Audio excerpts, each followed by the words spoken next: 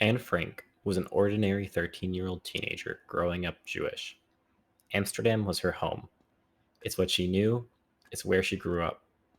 But through her now infamous diary, her story and life would not stay normal for long. Her house, now known as the Anne Frank House, which resided in the heart of Amsterdam, a large city in the Netherlands, had an unassuming exterior that fit in perfectly with its neighbors.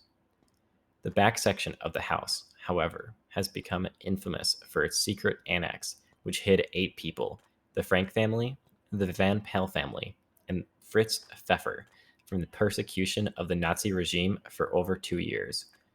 For 761 days, they hid behind an office and warehouse with the aid of 4 employee helpers that risked their lives to bring supplies to the families.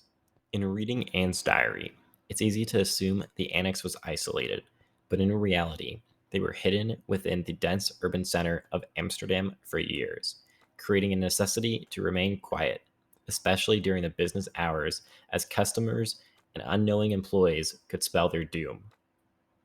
The building seemed to house the everyday pectin and spice store Opetka, but ascend to the third floor and you'd find the entrance to the secret annex.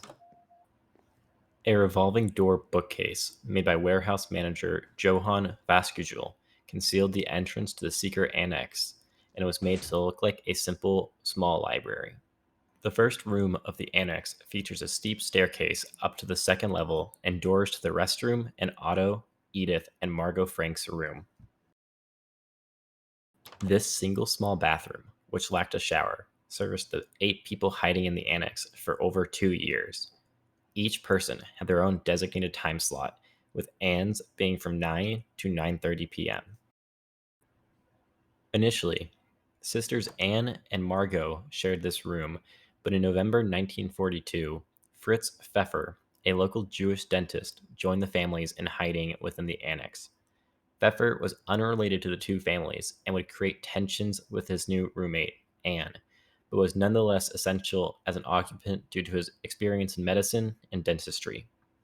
Anne would write in her precious diary within her room and decorated her walls with images of Hollywood stars like many normal teen girls. This room acted as a living room for the Frank family for most of their time within the annex, as well as Otto, Edith, and Margot's bedroom. Otto Frank would spend his time in this room reading, improving his English, and tracking the Allied war effort through bits of news he acquired. Edith Frank kept many of her Jewish prayer books with her in the room, which she tried unsuccessfully to lend to Anne. Going up the stairs, Herman and August Van Pels slept in this room. The area served many functions for the entire hidden group. The room includes a kitchen and dining table where the families would eat meals and play board games to keep their spirits up.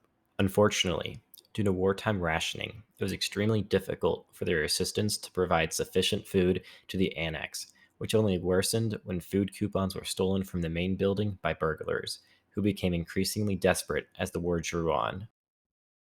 Peter Van Pels slept in this room, which features the many books he would read to keep occupied during his time in the annex, which Anne would often read with him. One special possession, his unused bicycle he received just before entering hiding for his birthday, remained hung on the wall. The ladder from Peter's room leads to the attic, which was mainly used for food storage. But despite its larger size, the families couldn't sleep in the attic due to a rat infestation. However, Anne would often stay in the attic, looking out the single knob locked window to have some time and space to herself. After years of isolation, fear, and utter waste, the secret annex was discovered, and Anne was ultimately sent to the Bergen Belsen concentration camp where she would ultimately die. The other 7 members of the secret annex would also die at the hands of hate and persecution, besides Anne's father, Otto, who survived in Auschwitz until liberation. Ultimately, Anne's story wasn't unique. Over 6 million Jews were systematically executed, but her story establishes a connection to an incomprehensible statistic while providing a glimpse into the horrors of the Holocaust. So, hopefully, through mindfulness, compassion, and understanding, its terrors remain isolated to history.